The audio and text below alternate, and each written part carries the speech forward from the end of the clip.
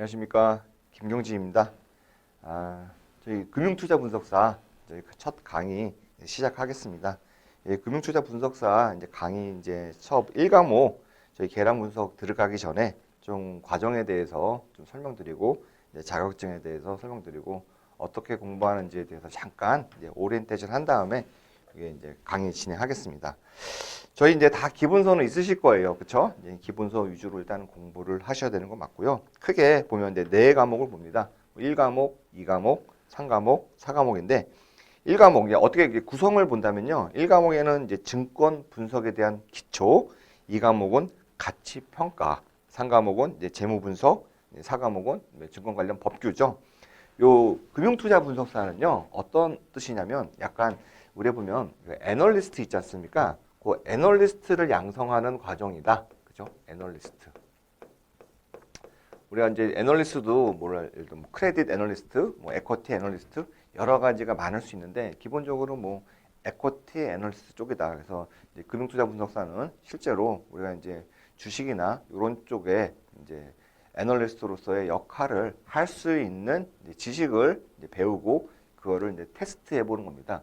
1과목에 보시면 1과목의 제목 이름도 이제 증권 분석 기초입니다. 그러면 애널리스트로서 이제 증권을 분석하려면 여러 가지 기본 개념들을 알아야 되거든요. 이제 그래서 대표적으로 보시면 이제 계량 분석, 증권 경제, 기업 금융, 포트폴리오. 어떻게 보면은 1과목은요. 이런 증권에 대해서 분석을 하기 위한 기본 툴을 배운다. 어떻게 보면 제가 과정을 보면요.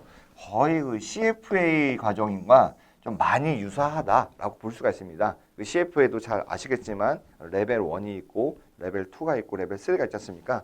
그래서 레벨 1에서는 어떤 걸 배우냐면 그 재무 분석사가 되기 위한 기본 소양, 그렇죠? 증권 금융투자 분석사도 1과목에서는 그렇죠? 어떤 애널리스트가 되기 위한 기본 소양에 대해서 배우거든요.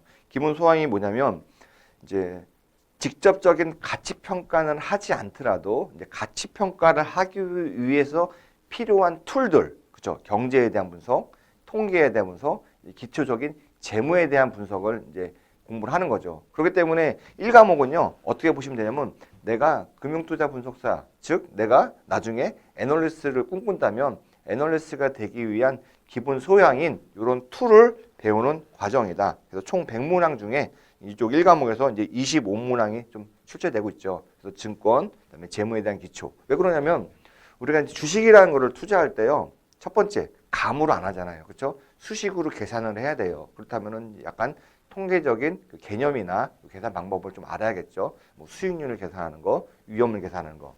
여러분들 모든 자산에 대한 자산에서는 이런 얘기 들어보시죠. 하이 리스크 다음에 뭐죠? 그렇죠. 하이 리턴이죠. 우리가 하이 리턴, 그죠? 그러니까 위험이 크면 그만큼 이제 수익률이 높다라고 하는데, 우리 수익률이라는 거는 계산을 좀 수월해요. 다양한 물론 수익률을 계산하는 방법이 있긴 하지만 여전히 수익률을 계산하는 건 그렇게 어렵지 않다. 근데 리스크는 뭐죠? 위험이에요. 위험을 어떻게 숫자로 계산하나 매우 어렵잖아요.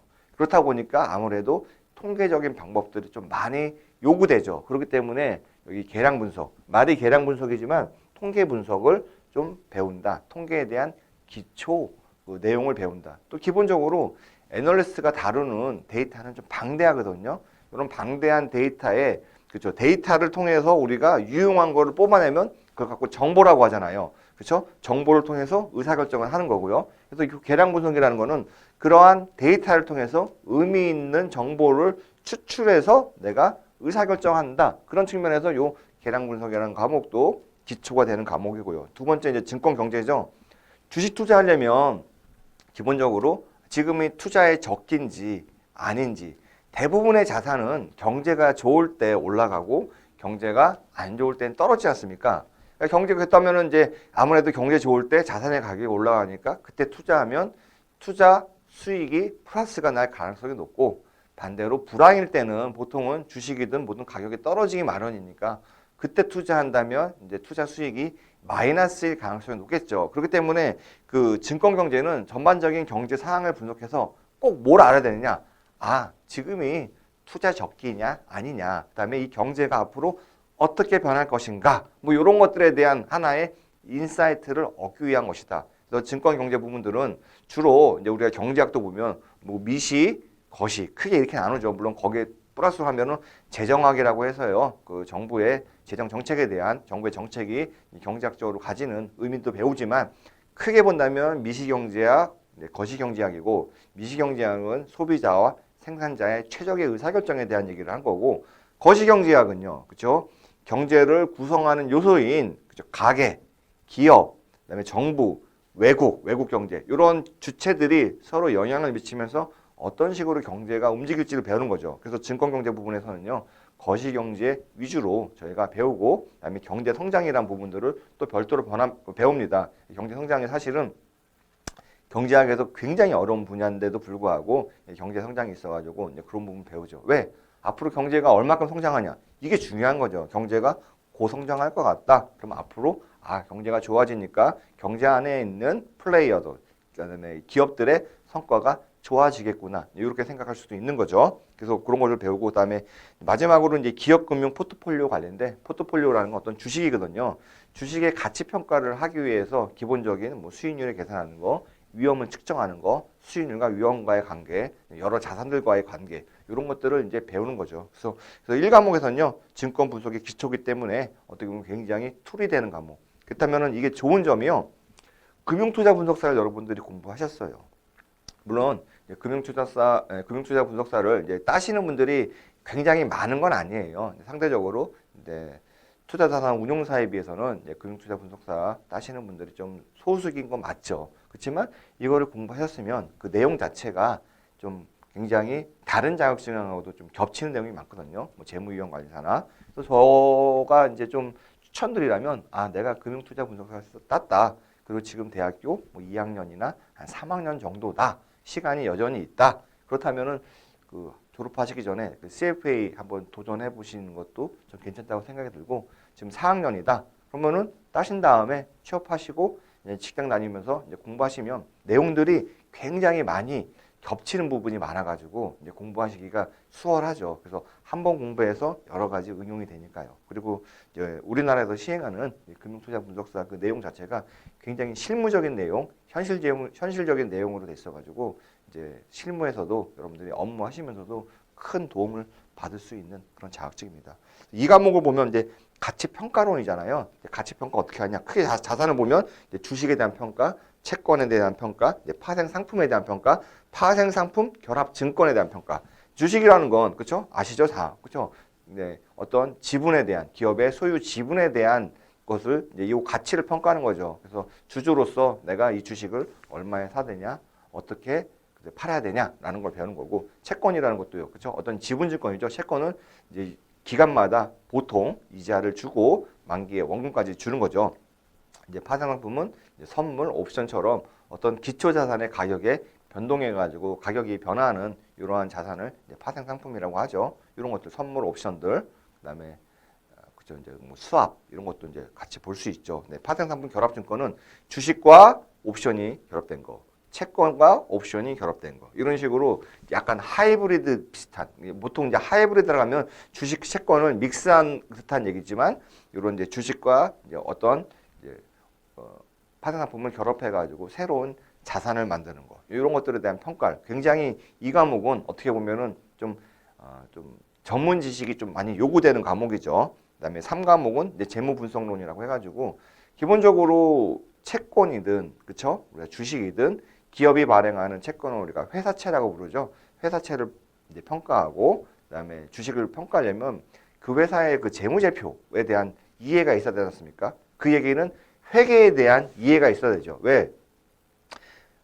기업에서 그렇죠? 성과는 회계, 재무제표를 통해서 외부 이해관계인한테 제출을 하기 때문에 그런 부분, 재무제표에 대한 이해가 필요하죠. 그래서 어떤 재무제표에 있는 정보들을 사용해서 내가 기업에 대한 가치 평가를 할 것인가. 그래서 재무분석론은 주로 어떻게 보면 이제 그 회계에 대한 이해. 그렇다고 여러분들이 뭐 회계사 수준으로 회계를 배울 필요는 없고요.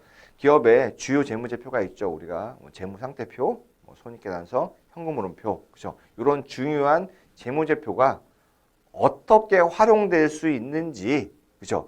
만들어진 재무제표를 가지고 이해하는 거지 실제 회계사들처럼 재무제표를 만들어라, 이걸 회계 처리하라, 이제 그런 것까지는 아실 필요가 없는 거죠. 회계라는 정보를 우리가 어떻게 이용할 수 있느냐, 그런 거고요. 마지막은 이제 아무래도 돈을 왔다 갔다 관련된 업무를 하기 때문에 그 애널리스트의 직업윤리, 그다음에 각종 이제 증권 관련된 규정들, 중요한 규정들에 대해서 학습을 하시면 됩니다.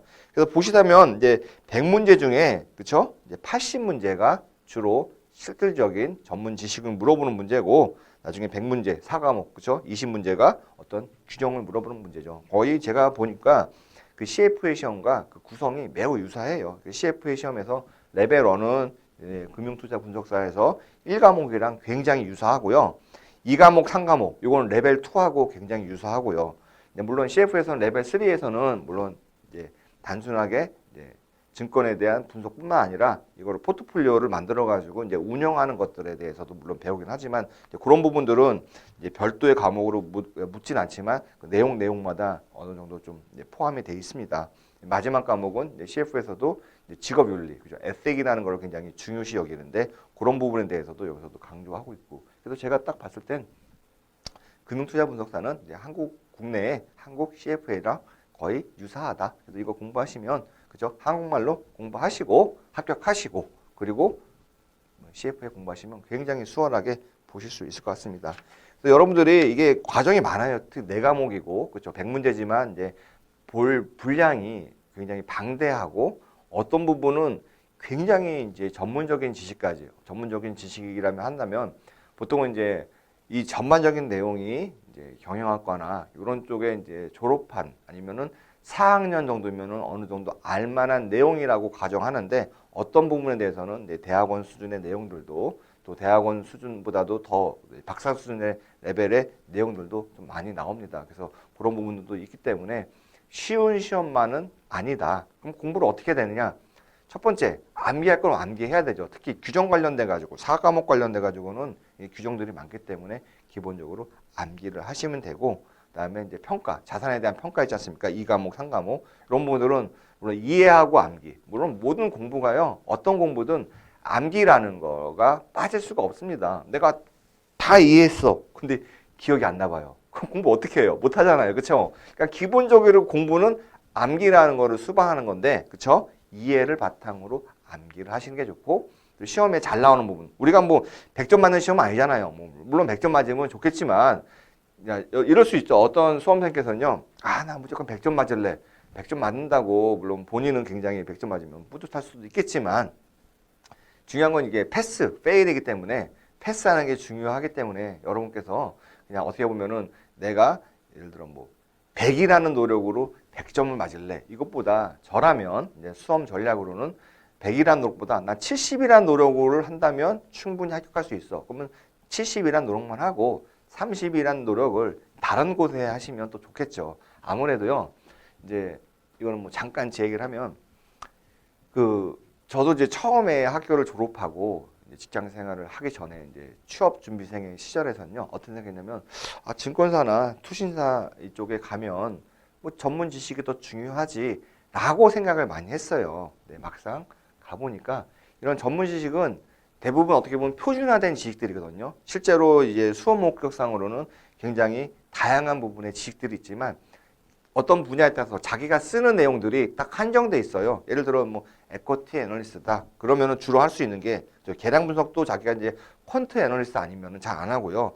증권 경제, 뭐 경제에 대한 거 일반적인 거 자기가 안 하더라도 이거의 경제 보고서를 보면 되니까요. 그래서 중요한 게 가치 평가론, 재무 분석론 이 두 가지를 주로 많이 쓰게 되죠.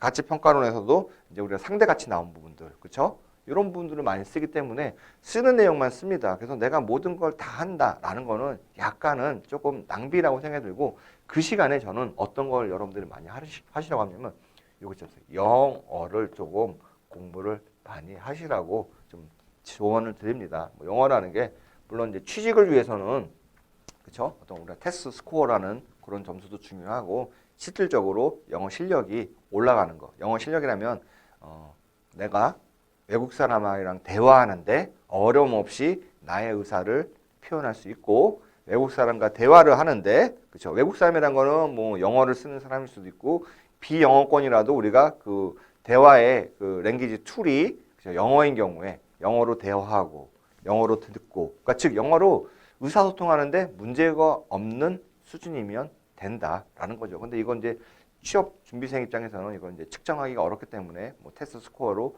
이제 많이 이제 표현을 하죠. 그래서 저는 여러분께서 이 영어라는 거하고 이제 이런 전문 지식 두 가지를 결합해서 공부하시는 게 오히려 그렇죠? 이제 수험 기간을 넘어가지고 이제 장기적으로 봤을 때 아니면은 취업이라는 걸 봤을 때는 굉장히 유용하다라고 생각이 듭니다. 왜 그러냐면요. 여러분들 이제 애널리스트들이 아침에 딱 일어나면 아니면 펀드 매니저들 아침에 딱 눈 뜨면 뭐부터 확인하는지 아십니까? 미국 증시 상황부터 확인하거든요. 왜 미국 증시 상황부터 확인할까요? 물론 이것도 우리가 금융투자 분석사 안에서 배워요. 전 세계는요. 크게 보면은 두 가지 나라로 나눌 수 있어요. 작은 나라, 큰 나라. 전 세계에 두 가지 나라가 있다면요. 그렇죠? 큰 나라는 어떤 거죠? 시장에 영향력을 미치는 나라. 즉 세계 경제에 영향력을 주는 나라. 작은 나라는요. 세계 경제에 영향력을 안 주는 나라죠. 그렇다면은 우리가 이제 전 세계에 미국이라는 나라가 있고 한국이라는 나라가 있는데 해외에서 수출업자든 우리가 해외에 자산 투자를 할 때 원화로 거래가 되는 게 아니잖아요. 달러로 거래가 되죠. US 달러로요. 그 얘기 뭐죠? 미국 사람들은 자기네 돈이 자기네 나라에서도 쓰지만 해외에서도 공통적으로 통용되는 돈이다. 이게 이제 기축통화라고 부르죠. 그다음에 미국의 경제가요. 세계 GDP가 이렇게 있잖아요. 그러면은 물론 지금 이제 중국 경제가 많이 성장해서 다르긴 한데 보통 한 25% 정도는 미국이 차지해요. 중국이 한 15% 차지하고요. 미국, 중국, 독일이랑 일본이 한 15% 차지해요. 그럼 벌써 55%를요. 그렇죠. 미국, 중국, 독일, 일본 이 네 개의 나라가 차지했죠. 우리나라는 그래도 우리나라도 뭐 무역 규모가 10위권이다. 뭐 GDP가 많이 높다라고 하는데 우리나라도 한 10위 언저리 내외로 왔다 갔다 하거든요. 아, 우리나라도 10위니까 뭐 좀 되지 않냐? 이거 전혀 우리나라를 비하려는 의도는 없고요. 우리나라 전체 전 세계 GDP 중에 우리나라가요 한 2%가 채 안 돼요. 그러니까 생각해 보세요. 이런 나라, 이런 전 세계 그 글로벌 시장에서 우리나라가 만약에 한순간에 사라졌다고 가정하면 100 중에 2가 없어진 거예요. 물론 충격이 있을 수 있겠지만 이 충격이 전 세계 그 경제에 과다하다고 볼 수는 없죠. 근데 어느 순간 미국 경제 25가 없었다고 가정하면 충격이 크겠죠. 우리나라도 코스피 시장 같은 데 보면 시가총액이 제일 높은 데가 어디죠? 삼성전자죠. 삼성전자가 전체 코스피 시장에 시가총액이 거의 한 20에서 많이 갈 때는 막 25% 이상도 가거든요. 그 얘기는 삼성전자가 주가가 오르면 코스피도 오르고 삼성전자가 떨어지면 코스피 떨어지고 왜냐면은 삼성전자가 그만큼 영향력이 크기 때문에요. 세계 경제에서도요. 미국의 영향력이 워낙 크기 때문에요. 그래서 아침에 일어나면 영어를 보는 게 아니라 미국의 증시를 보고 그다음에 세계 자본들이 미국에 많이 있고 그다음에 영어라는 수단이 우리가 이제 글로벌 거래를 할 때 통용되는 기본적인 이제 어떻게 보면 기본 랭귀지로 작용하기 때문에 여러분께서 좀 더 이제 큰 무대에서 이제 꿈을 펼치고 싶다면 이 영어라는 분야를 그렇죠? 꼭 이제 잡으셔야 되고 이 영어는 또 이제 취업할 때도 매우 중요하고 실제 업무 하실 때도 매우 중요합니다. 그래서 저는 좀 강사가 좀 웃기기도 하죠. 공부 열심히 하지 마세요. 이런 공부 열심히 하지 마세요가 아니라 여기에 너무 많은 시간을 그러니까 내가 충분히 합격할 정도인데도 불구하고 더 많이 하시는 것보다는 이런 영어에도 더 시간을 기울여서 하시면 어떨까 이렇게 생각하고 있습니다.